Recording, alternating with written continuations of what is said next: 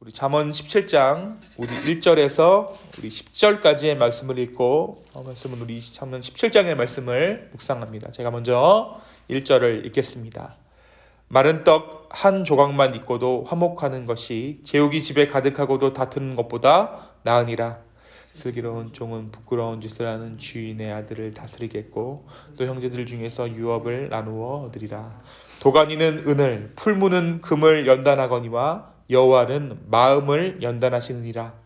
악을 행하는 자는 사악한 입술이 하는 말을 잘 듣고 거짓말을 하는 자는 악한 여가 하는 말에 귀를 기울이느니라.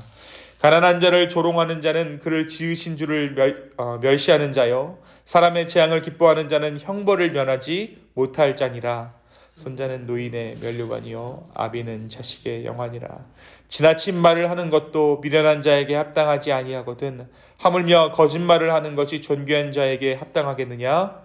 뇌물은 그 임자가 보기에 보석 같은즉 그가 어디로 행하든지 형통하게 하느니라. 허물을 덮어주는 자는 사랑을 구하는 자요 그것을 거듭 말하는 자는 친한 벗을 이간하는 자니라. 한마디 말로 총명한 자에게 충고하는 것이 매 100대로 미련한 자를 때리는 것보다 더욱 깊이 박히느니라. 아멘. 네, 오늘은 우리 잠언 17장의 말씀을 함께 묵상합니다. 우리가 어제 잠언 16장의 말씀을 통해서 인생의 계획은 사람이 세울지라도 그 계획을 이루시는 분은 하나님이시다라는 사실을 어제 우리 말씀 가운데 함께 나누었어요. 바로 인생의 주관자는 우리 스스로가 아니라 하나님께서 우리의 인생을 다스리시고 운행해 가신다는 그 진리를 우리는 어제 말씀을 통해 새삼 마음에 새겼습니다. 잠언의 기자는 우리가 보기에는 다 깨끗한 한 것처럼 보이지만 마음을 감찰하시는 하나님 앞에서는 그렇지 않다라고 이야기하죠. 그래서 우리는 날마다의 삶 가운데 기도로 우리의 마음을 점검해야 한다라고 어제 말씀 가운데 함께 나누었습니다. 오늘은 계속해서 잠언 17장의 말씀을 함께 묵상합니다. 이 잠언 17장의 말씀 또한 우리의 영혼에 좋은 양약이 되는 말씀들로 이루어져 있어요. 화목과 화평, 그리고 무엇보다 하나님의 사랑, 허다한 허물을 덮어주는 하나님의 사랑에 대해서 이 잠언 17장이 이야기해 주고 있습니다. 먼저 1절의 말씀을 함께 좀 묵상하기를 원합니다. 이 말씀은 물질 만능주의의 시대를 살고 있는 우리를 깨우는 말씀이에요. 얼마 전 한국을 떠들썩하게 했던 인물이 있죠. 한국을 방문한 사우디의 왕세자 빈 살만이라는 사람이 한국을 방문했을 때 모든 사람이 그 사람을 주목했어요. 왜 그렇습니까? 그 사람의 재산이 몇천 조에 이른다 하는 사실 때문입니다. 근데 그 사람의 별명이 무엇이었냐면 그 사람의 별명은 미스터 에브리띵, 그러니까 모든 것을 다 할 수 있다라는 그러한 별명을 가지고 있다고 해요. 모든 것을 할 수 있다. 미스터 에브리띵. 그런데 그가 그런 별명을 가지고 있다라는 그 얘기를 듣자마자 제 마음 가운데 드는 생각이 한 가지 있었습니다. 정말 과연 그가 미스터 에브리띵일까? 그가 가능한 것은 돈으로 살 수 있는 것에 한해서 에브리띵입니다. 다시 말해 돈으로 살 수 없는 부분에 대해서는 그는 미스터 나띵이에요. 이 사람의 별명이 참으로 교만하다는 생각이 들었어요. 사람들이 얼마나 교만하기에 돈 많은 것 가지고 그에게 미스터 에브리띵이라는 별명을 지어줬을까? 그렇습니다. 사람들은 돈 때문에 교만해지죠. 마음이 높아지고 우쭐해집니다. 저는 돈의 위력을 무시하고 싶지는 않습니다. 분명 돈은 일정 부분 인간에게 행복감을 가져다 줘요. 하지만 돈은 행복 그 자체는 결코 될 수 없습니다.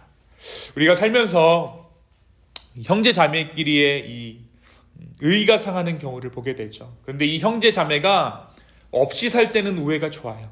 그죠? 부모님이 물려주시는 재산 때문에 의가 상하고 사이가 틀어지는 것을 우리는 심심치 않게 우리 주변에서 발견하게 됩니다. 그렇습니다. 오늘 말씀이 우리에게 증언하듯이 마른 떡 한 조각만 가지고 화목할 수 있다면 그것은 돈이 할 수 없는 그 일을 이룬 것입니다. 아무리 많은 재물이 있고 부가 있다고 하더라도 화목하지 못하면, 화평하지 못하면 그것은 아무것도 아닙니다. 한국교회의 위기, 재정적인 위기입니까? 아니죠. 이전 어떠한 시기보다 한국교회는 풍성해졌어요. 근데 무엇의 위기입니까? 화목의 위기, 화평의 위기라는 거예요. 그렇다면 우리는 어떻게 화목을 이룰 수 있겠습니까? 목적을 돈에 두지 않고 화목에 두어야 하는 것이에요. 돈이 있어야 화평하다, 돈이 있어야 화목하다, 이것이 아니라 화목해야 돈도 의미 있다라는 생각을 마음 가운데 품어야 한다는 것입니다. 분명 이러한 마음은 욕심이 눈을 가린 우리의 본연의 마음은 아닐 것이에요. 우리 주님의 지혜가 우리의 마음을 밝혀주실 때 돈이 아니라 우리는 행복 그 자체를 하나님 앞에 구할 수 있게 될 줄로 믿습니다. 화평을 이루는 것, 그것이 우리의 목적입니다. 우리가 왜 예수 믿게 되었는가? 왜 하나님의 아들 예수 그리스도가 그 십자가에 못 박혀 돌아가셨는가? 그것은 바로 우리에게 화평을 이루라 하는 명령인 것이죠. 그것이 우리의 목적이고 우리의 삶의 이유입니다. 이 삶의 이유를 깨달아 정말 주님 안에서 진정한 행복을 발견하는 저와 여러분 되기를 예수님의 이름으로 축원합니다. 또한 오늘 한 3절의 말씀을 함께 묵상하기를 원합니다. 3절 한번 읽어볼까요? 3절 한번 다 같이 읽겠습니다. 시작. 도가니는 은을, 풀무는 금을 연단하거니와 여호와는 마음을 연단하시느니라. 네. 3절이 전하고 있는 귀한 진리가 무엇입니까? 그것은 하나님께서 우리를 연단하신다는 것이죠. 여러분, 연단이라는 것이 무엇일까요? 말씀을 보면 은과 금을 연단할 때 도가니 그리고 풀무로 연단한다라고 하죠.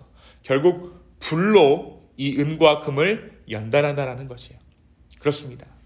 많은 분들이 알고 계시는 것처럼 이른바 보다 순수한 은과 금을 얻으려면 그 은과 금을 여러 차례 불에 통과시키죠.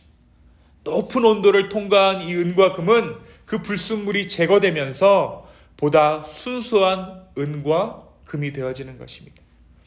여러분, 이 연단의 과정을 거치지 않은 은과 금은 싸구려예요. 아예 원석인 이 은과 금은 발에 채이는 돌에 지나지 않습니다. 그러나 뜨거운 불을 통과한 은과 금은 귀한 값어치를 지내게 되는 것이죠.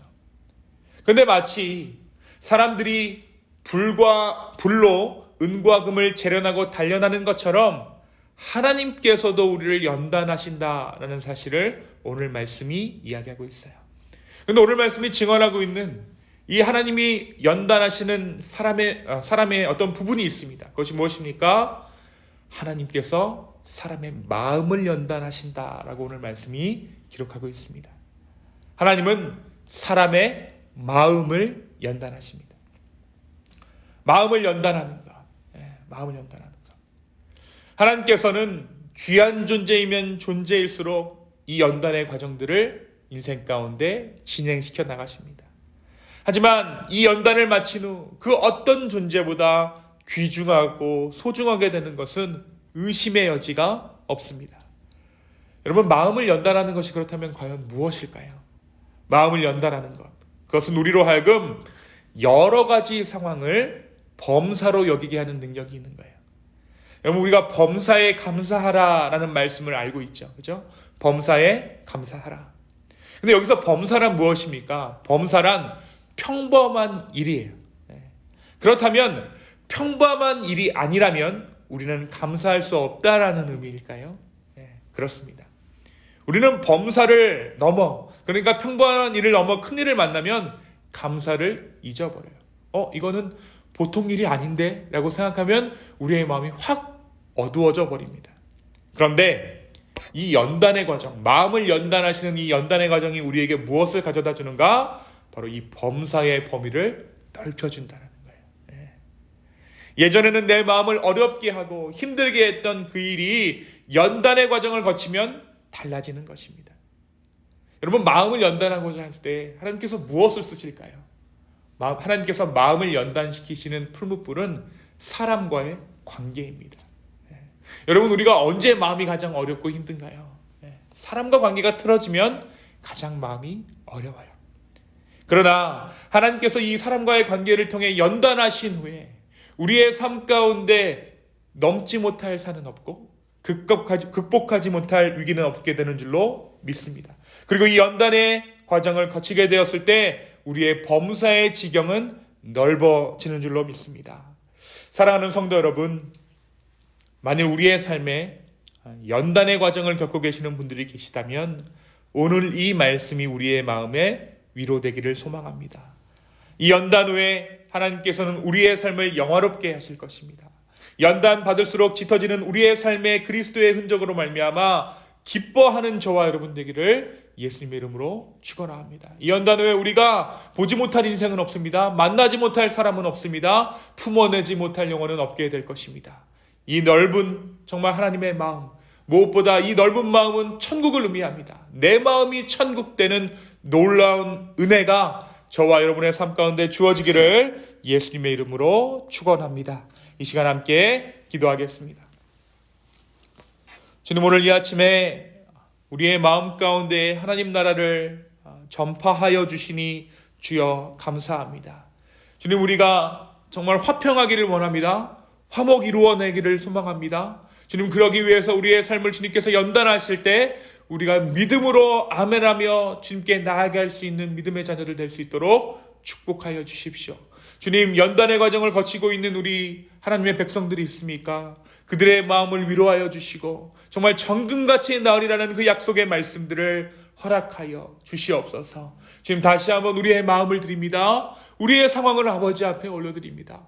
주, 우리를 붙잡아 주시옵소서. 감사합니다. 이 모든 말씀 살아서 역사하시는 예수님의 이름으로 기도하였습니다. 아멘.